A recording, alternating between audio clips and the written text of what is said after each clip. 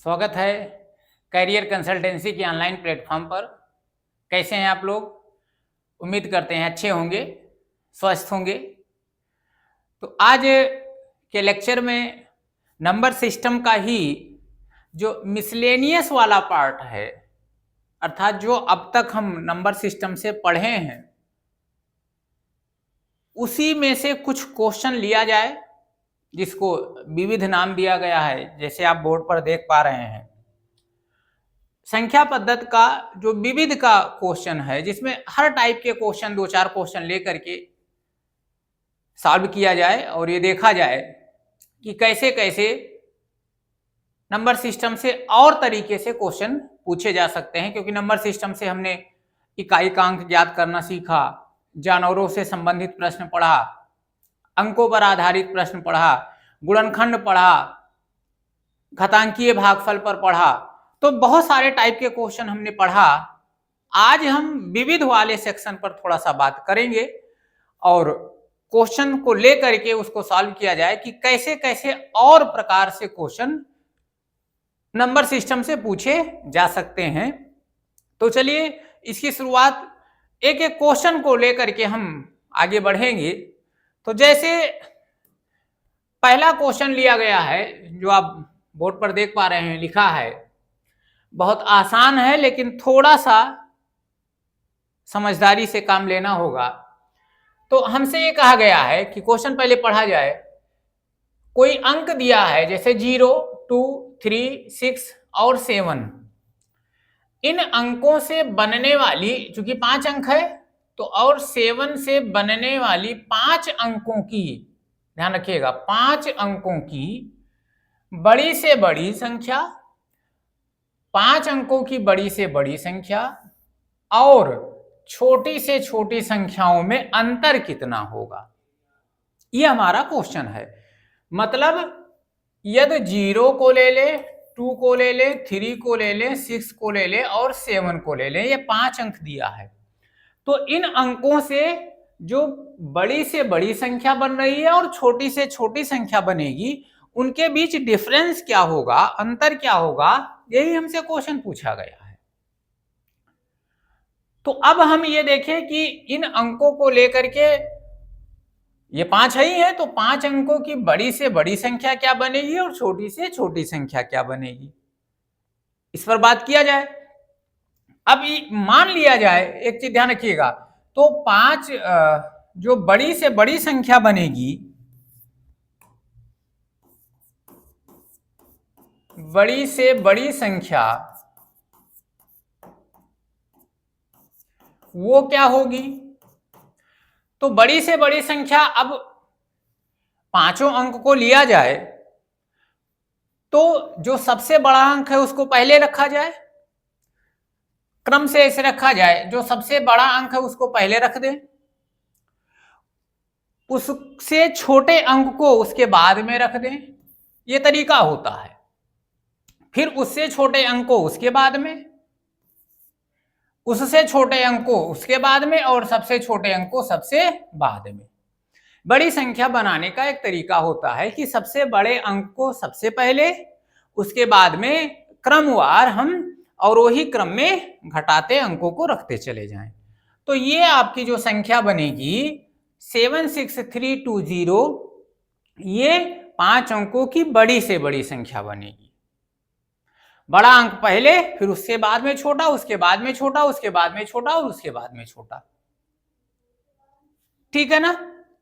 अब आ जाइए, कह रहा है छोटी से छोटी, तो छोटी से छोटी संख्या क्या होगी? छोटी से छोटी संख्या।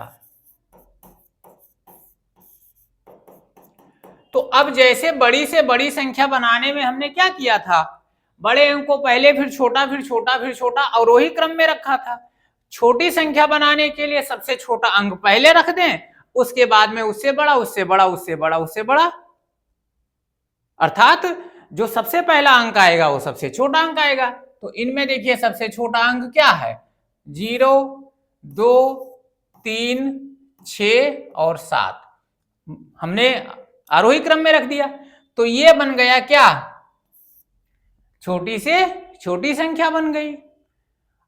अब दोनों संख्याओं का क्या पूछा गया है, बड़ी संख्या और छोटी संख्याओं में अंतर क्या होगा, तो अंतर क्या ले लें, अंतर ये बड़ी संख्या 6763220 -02367 और जो आएगा वही आपका क्या हो गया, आंसर हो गया।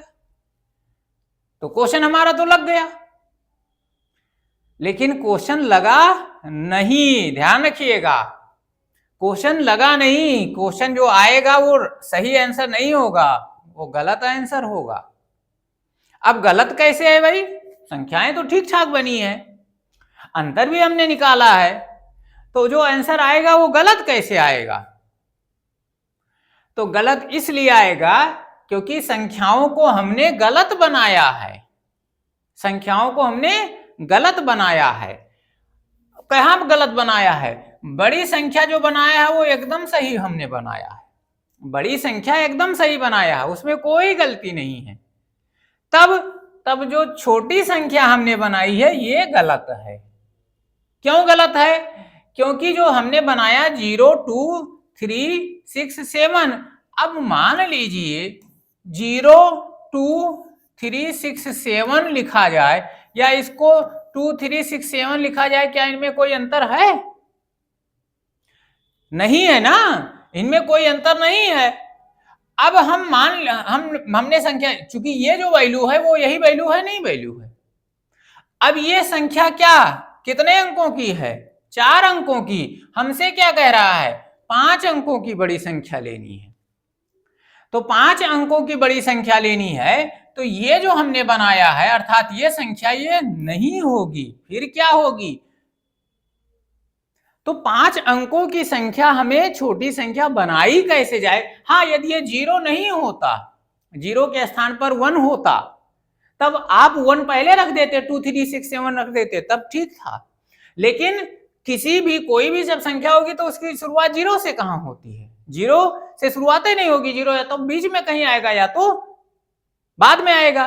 तो जब ऐसे कभी अंकों में 0 हो तो छोटी संख्या बनाने समय ये ध्यान रखना है कि उसकी शुरुआत 0 से नहीं करनी है।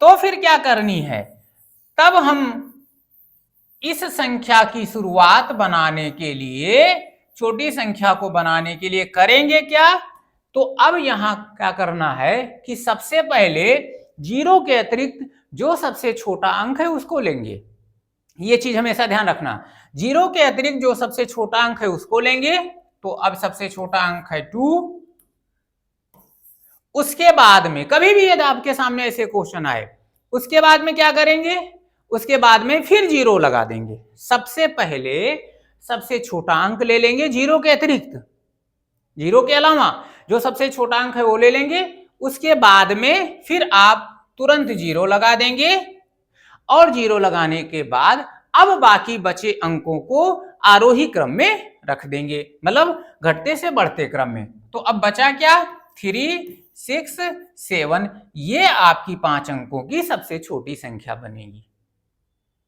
ना कि 0 से शुरुआत होगी। ये चीज आपको ध्यान रखना है, क्योंकि गलतियां कहां होंगी वो हमने हाईलाइट कर दिया। अब हमारा जो प्रश्न है वो समझ लीजिए लग गया, तो अंतर क्या होगा, अंतर बराबर 76320 -20367। अब आप ले लीजिए, तो यहां 10 से 7 घटाएंगे 3 आएगा, यहां 1 बचा, 11 से 6 घटाएंगे 5 आए, यहां 2 बचा, 12 से 3 घटाएंगे 9 बचा, यहां बचा था 5 से 0 घटा 5, और यहां बचा 7 से 7 हो गया, ये आपका अंतर आएगा 7, 5, 9, 5, 3। फिर से चेक कर लीजिए, 10 से 7 घटा 3, यहाँ 11 से 6 घटा 5, 12 से 3 घटा 9, यहाँ बचा 5 से 0 घटा 5, और यहाँ 7 बचा, 7 से 2 घटा 5 आ जाएगा, सॉरी 7 से 2 घटेगा 5 आ जाएगा, यहाँ जाएगा 5। तो ये आपका अंतर हो गया, ये आपका आंसर हो गया, ठीक है ना।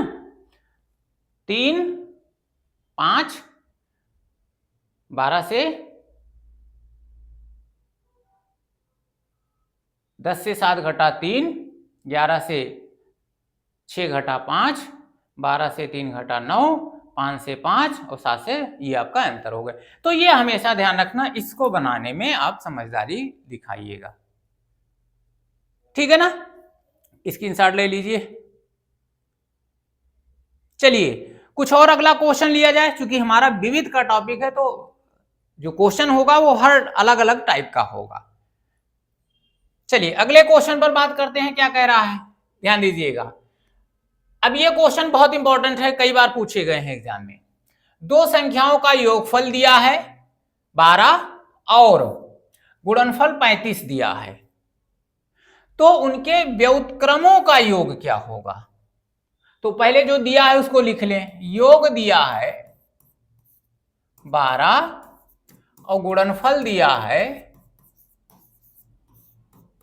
35, तो हमसे कह रहा है व्युत्क्रमों का योग क्या होगा। अब कह रहा है दो संख्याओं का, तो संख्या तो पता है ही नहीं, तो संख्या नहीं पता है तो मान लीजिए एक x है एक y है। अब जो दिया है उसको हम समझते हैं, तो इनका योग दिया है, that means x plus y दिया है आपका 12 और दूसरा दिया है x इंटू वाई दिया है 35। ये चीजें दी गई हैं।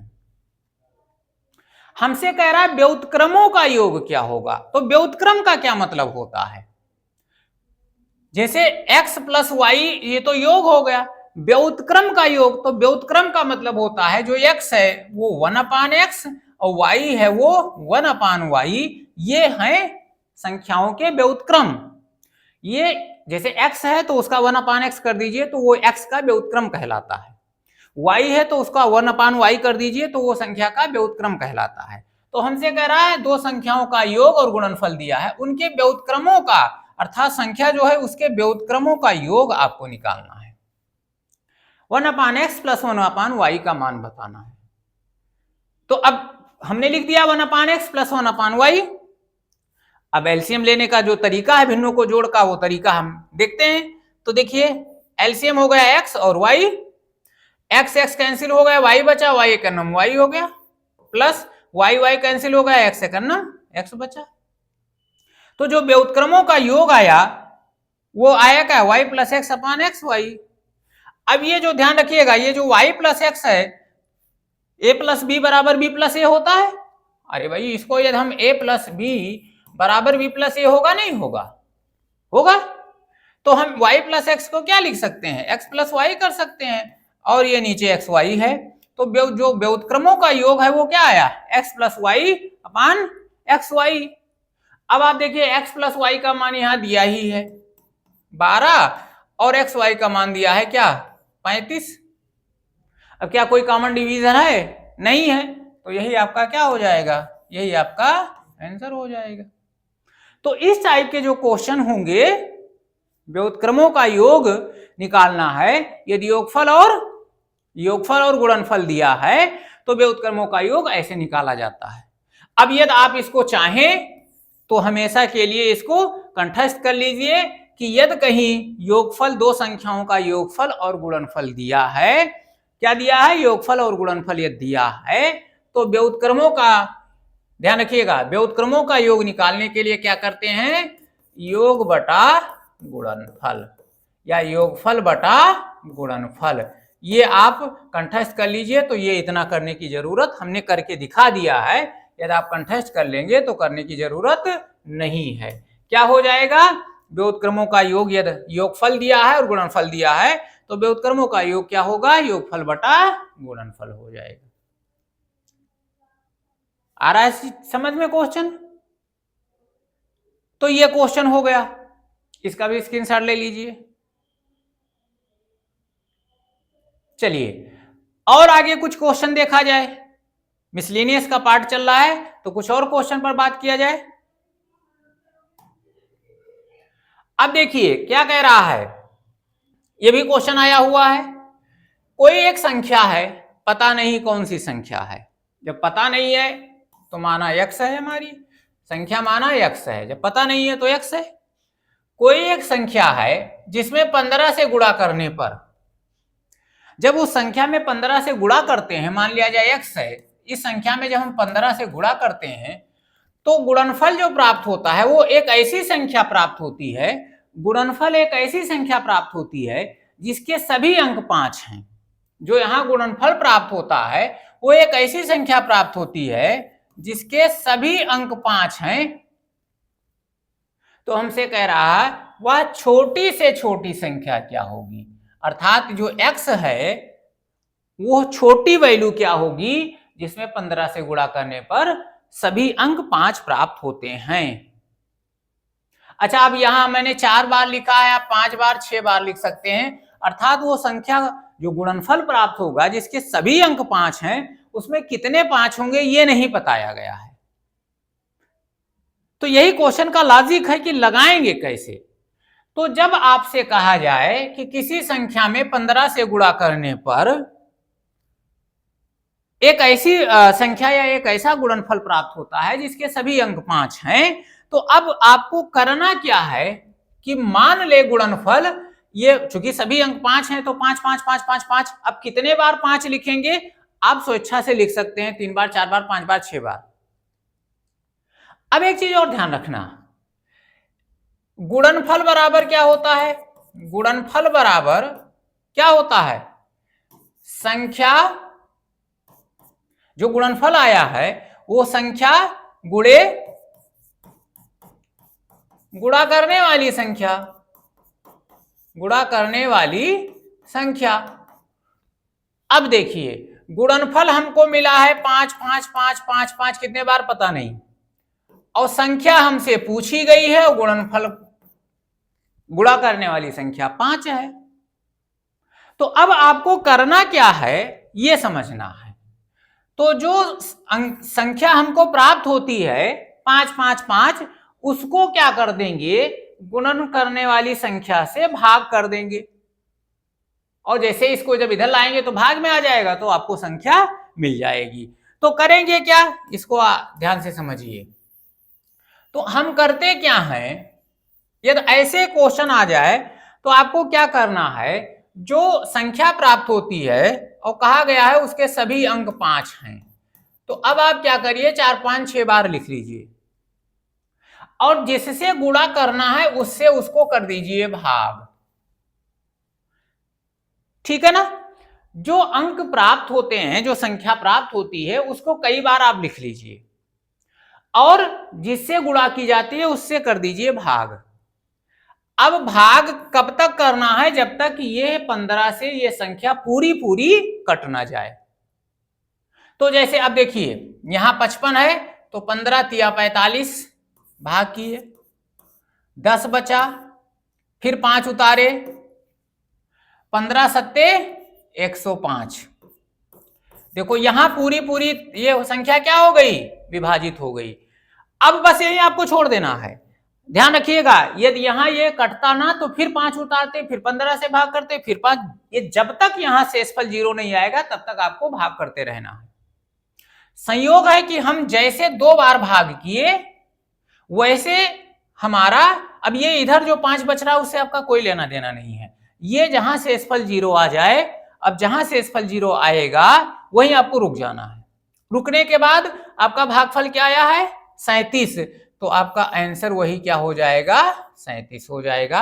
अर्थात किसी संख्या में वो कौन सी संख्या है 37 है, जिसमें 15 से गुणा करने पर जो संख्या प्राप्त होगी उसके सभी के अंक 5 होते हैं। हमसे यहाँ क्या कहा गया है, छोटी से छोटी संख्या, क्योंकि और कोई बड़ी संख्या हो सकती है लेकिन हमको क्या निकालना है, छोटी से छोटी संख्या।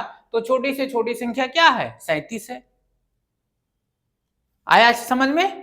तो कभी भी इस टाइप के क्वेश्चन आएंगे तो आपको जिन अंक वाली संख्या प्राप्त करना है, प्राप्त होती है, उसको आप लिख लीजिए, और जिससे गुणा करना है उससे भाग कर दीजिए। कब तक भाग करते रहेंगे, जब तक शेषफल 0 ना आ जाए, और जैसे शेषफल 0 आएगा जो आपका भागफल होगा वही आपका क्या हो जाएगा, आंसर हो जाएगा, वही आपकी संख्या हो जाएगी। ठीक है ना। इसका भी स्क्रीनशॉट ले लीजिए।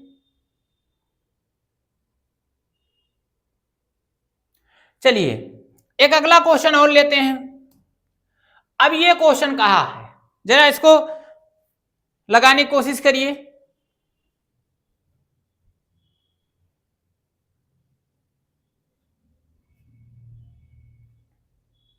चलिए तो क्वेश्चन पढ़ते हैं, क्या कहा गया है, यह भी इंपॉर्टेंट है।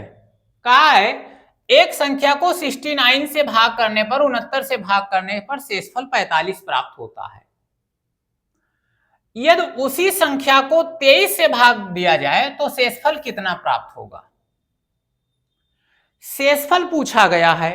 अब एक चीज आपको पता है कि भाजक, भाज्य, भागफल और यहां जो बचेगा वो शेष बचेगा। यदि इनका कॉम्बिनेशन निकालना हो, हमसे शेष निकालना हो, शेष यदि पूछा जाए तो होगा क्या, शेष बराबर भाज्य माइनस भाजक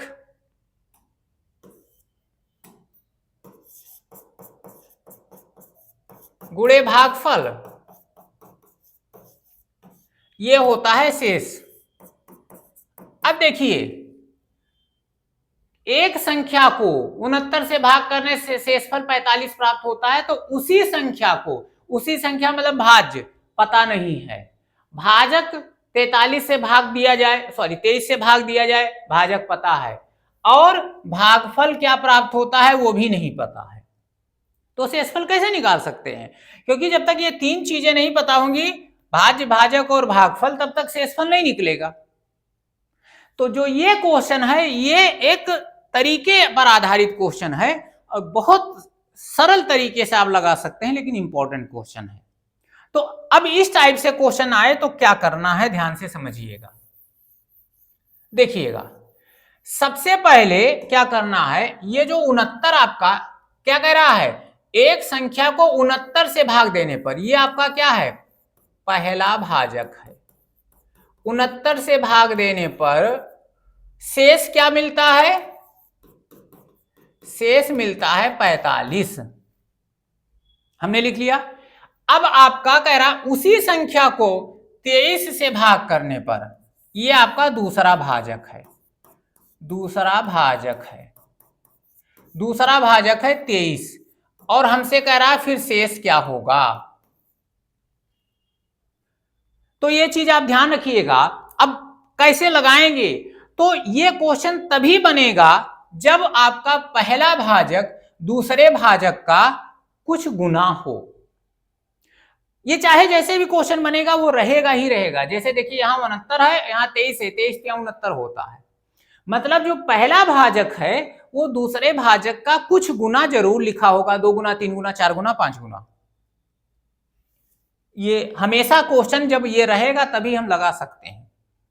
तो आप ये पता लग गया कि पहला जो भाजक है वो दूसरे भाजक का कुछ गुना लिखा है, बस आपको कुछ नहीं करना है।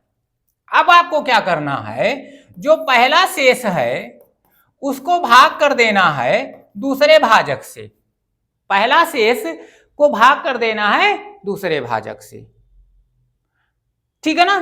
अब यदि पहले शेष को हम 45 है उसको 23 से भाग करेंगे तो 23 दूना 46 हो जाएगा, तो एक बार भाग जाएगा, 23 से कम 23, रिमाइंडर बचेगा 22, भागफल आ जाएगा 23। यही आपका क्या हो गया है, आंसर हो गया।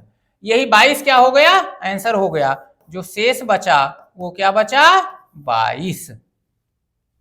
आपको करना क्या है, इस टाइप के क्वेश्चन में दूसरे भाजक को दूसरे भाजक से पहले शेष में भाग कर देना है। जो शेषफल आए, ऐसा करने पर जो शेषफल आएगा वही आपका क्वेश्चन का आंसर हो जाएगा। अच्छा एक चीज और ध्यान रखिएगा, कभी कभी जो शेष होता है वो आपके दूसरे भाजक से छोटा हो जाए तब भाग करने की जरूरत ही नहीं है। जैसे यहां 45 था तब आपने 23 से भाग कर लिया।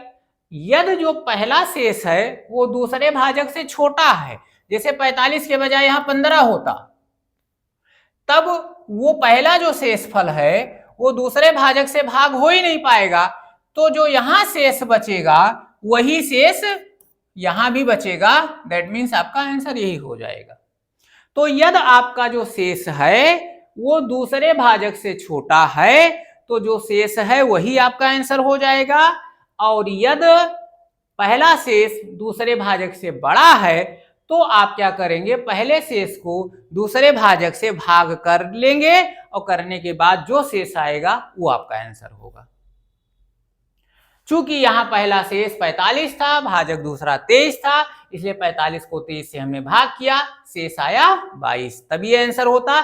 यदि 45 के स्थान पर 15 होता, मान लिया जाता, तब आपका जो दूसरा ये शेष आता वो क्या हो जाता, वही 15 हो जाता। क्यों? क्योंकि दूसरा भाजक से ये 15 भाग नहीं होगा। तो ये क्वेश्चन इंपॉर्टेंट क्वेश्चन है, ट्रिक बेस्ड क्वेश्चन है, एक निश्चित तरीके से इसको लगाना होता है। और हमेशा ये ध्यान रखिएगा, जो पहला भाजक है वो दूसरे भाजक का कुछ गुना ही लिखा होगा, 3 गुना 4 गुना, तभी ये इस टाइप से क्वेश्चन लगेगा। इसका भी स्क्रीनशॉट ले लीजिए। तो चीजें समझ में आई। तो ये मिसलेनियस का कुछ क्वेश्चन था जो आज लेकर के देखा गया, जो कहीं ना कहीं किसी ना किसी एग्जाम में पूछे गए हैं, उसी पर हमने चर्चा किया। उम्मीद करते हैं आपको वीडियो अच्छा लगा होगा। यदि अच्छा लगा हो तो लाइक कर दीजिए, और चैनल पर नए हैं तो सब्सक्राइब कर दीजिए, और कमेंट भी कर दीजिए कि हाँ समझ में आ रहा है या कहीं कोई समस्या आ रही है तो उस पर और प्रयास किया जाए। तो आज के लिए इतना ही, फिर मिलते हैं एक अगले वीडियो में, तब तक के लिए जय हिंद।